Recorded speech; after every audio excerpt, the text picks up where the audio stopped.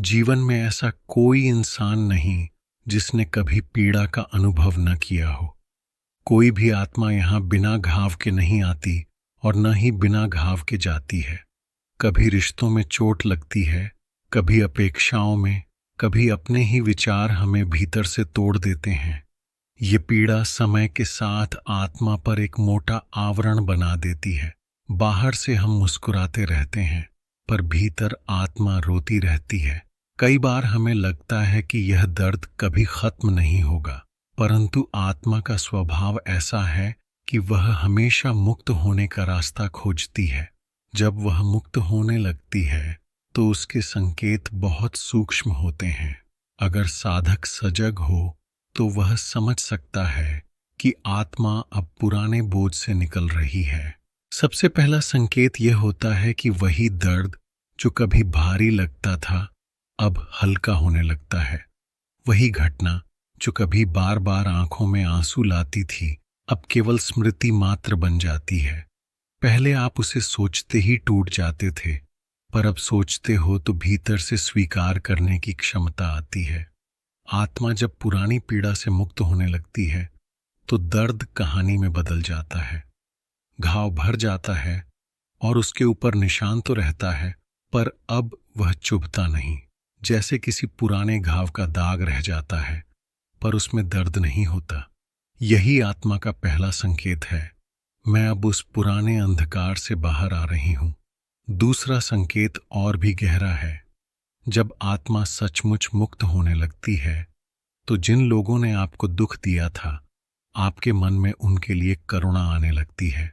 जब आत्मा पीड़ा में बंधी होती है तो मन बार बार बदला लेने की आग में जलता है।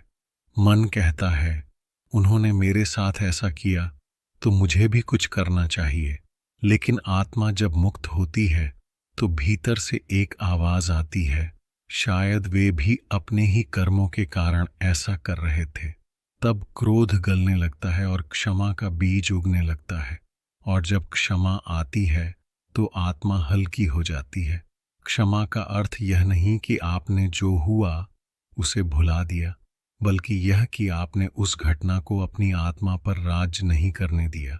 क्षमा आत्मा की सबसे गहरी स्वतंत्रता है, और जब आपके भीतर यह करुणा जागने लगती है तो समझिए कि आत्मा सचमुच पीड़ा की बेड़ियों से मुक्त हो रही है। तीसरा संकेत सबसे अद्भुत है। जब आत्मा पुरानी पीड़ा से निकलती है तो वही घटनाएं जो कभी आपको रोकती थीं, अब आपको आगे बढ़ाने की शक्ति देने लगती हैं। आप सोचने लगते हैं कि अगर यह दर्द नहीं होता तो शायद मैं इतना मजबूत नहीं बनता। अगर यह आघात नहीं मिलता तो शायद मैं ईश्वर को इतनी गहराई से याद नहीं करता। वही टूटन अब आपकी उड़ान बन जाती है। वही अंधकार आपको प्रकाश का महत्व समझाता है। आत्मा जब मुक्त होती है तो अतीत बोझ नहीं रहता, बल्कि शिक्षक बन जाता है। और यही सबसे बड़ा संकेत है, आत्मा अब पिंजरे से निकलकर खुले आकाश की ओर उड़ रही है। इन तीन संकेतों को पहचानना बहुत जरूरी है, क्योंकि कई बार साधक सोचता है कि वह अभी भी पीड़ा में है, जबकि आत्मा धीरे धीरे उससे निकल रही होती है। अगर आप महसूस करते हैं कि आपका पुराना घाव अब केवल स्मृति है, अगर आप पाते हैं कि आपके भीतर क्षमा जाग रही है, और अगर आप देखते हैं कि अतीत अब आपको रोक नहीं रहा बल्कि आगे बढ़ा रहा है, तो समझ लीजिए कि आपकी आत्मा अब मुक्त हो रही है। याद रखो, आत्मा का स्वभाव कभी पीड़ा में रहना नहीं है। पीड़ा केवल अस्थायी है, जैसे बादल सूर्य को ढक लेते हैं। बादल घने हो सकते हैं, काले हो सकते हैं, लेकिन सूर्य कभी बुझता नहीं। वैसे ही आत्मा भी कभी नहीं टूटती, कभी नष्ट नहीं होती। वह केवल पीड़ा के पर्दे में छिप जाती है। जब साधना, प्रार्थना और समय का प्रकाश उस पर्दे को हटाता है तो आत्मा फिर से चमकने लगती है। अगर आज तुम्हें लगता है कि तुम्हारे जीवन में दर्द बहुत गहरा है, तो हताश मत होना। यह भी बीत जाएगा। आत्मा खुद तुम्हें मुक्त करेगी, और जब वह मुक्त होगी तो वही दर्द तुम्हारे लिए आशीर्वाद बन जाएगा। तब तुम कहोगे, मैंने जो खोया उसने मुझे नया बनाया। मैंने जो सहा उसने मुझे ईश्वर के और करीब पहुंचा दिया। साधुजन कहते हैं, आत्मा की सबसे बड़ी पहचान यही है कि वह कभी हारती नहीं। चाहे कितनी भी पीड़ा हो, आत्मा हमेशा मार्ग खोज लेती है, और जब यह 3 संकेत सामने आने लगें तो समझ लेना कि तुम्हारा बोझ अब खत्म हो रहा है।